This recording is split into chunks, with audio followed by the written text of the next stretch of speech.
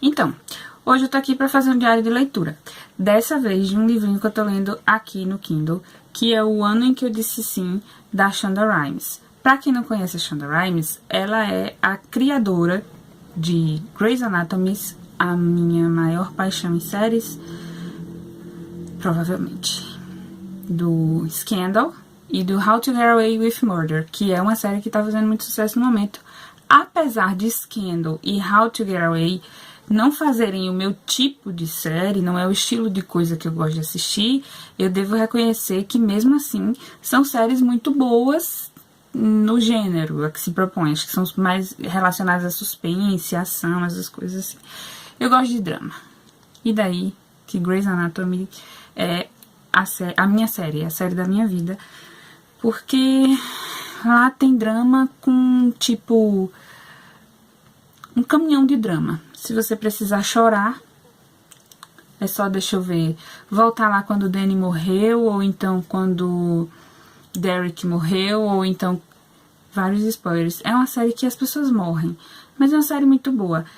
E essas 3 séries saem da cabeça dessa mulher fantástica, de nome de Shonda Rhimes. E aí, contextualizando o livro seria basicamente um livro de não ficção, autoajuda, não sei se a gente pode definir assim.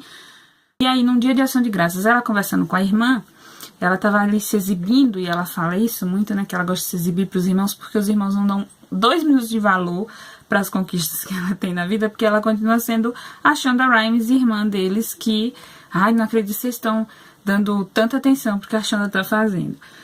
Coisa de irmão. E aí ela tá conversando com a irmã, e a irmã diz assim: você nunca diz sim pra nada. Você sempre diz não pras coisas, então eu não sei por que você tá me contando essas coisas, porque no final das contas você não vai fazer nada disso, porque você nunca disse sim na sua vida. E aí ela começa a pensar nisso que a irmã disse, e daquele momento em diante ela resolve que ela vai abrir a vida dela pro sim. E o que eu tô gostando muito no livro, o livro é muito gostosinho, o que eu tô gostando muito no livro é porque eu posso ouvir Grey's Anatomy na leitura que eu tô fazendo. É como se eu pudesse ouvir a voz da Cristina, como se eu pudesse ouvir a voz da Meredith, como se eu pudesse ouvir a voz do Alex, porque são personagens que pra mim são mais, apesar de todo o drama que envolve esses personagens, são personagens que pra mim são mais sarcásticos, mais irônicos, mais crus, digamos assim, não tão bobinhos como, por exemplo, April, né? April é uma personagemzinha nhinhinhin, e os outros não, os outros são mais sarcásticos, cruéis até, poderia dizer, né? E aí quando eu vi o livro eu fiquei muito interessada, por se tratar de Shonda Rhimes. E eu gosto de chamar ela de miseravona, porque é tipo assim, se você apega o personagem, ela vai lá e mata. Se você apega o personagem, ela vai lá e tira da série. Se você apega o personagem, ela vai lá, manda pra Suíça. Acho que foi pra Suíça que ela mandou Cristina. Mas a Cristina saiu porque quis, né?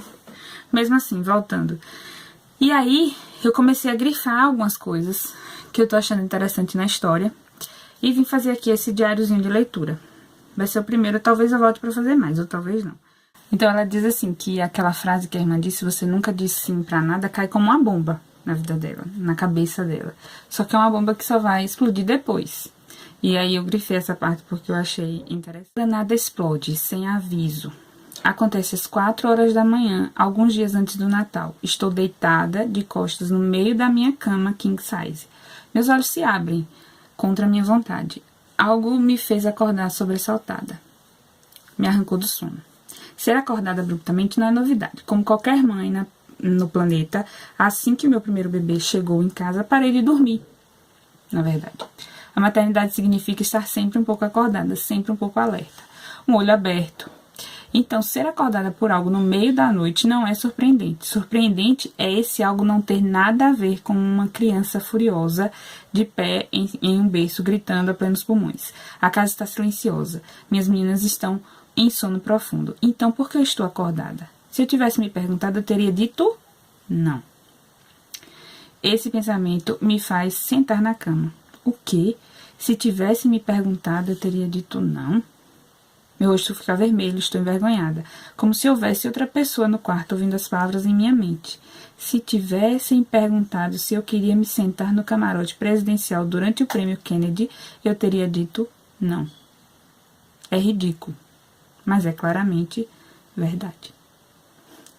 E aí ela nos primeiros capítulos, ela vai caindo na real, de que realmente ela diz não para as coisas, né?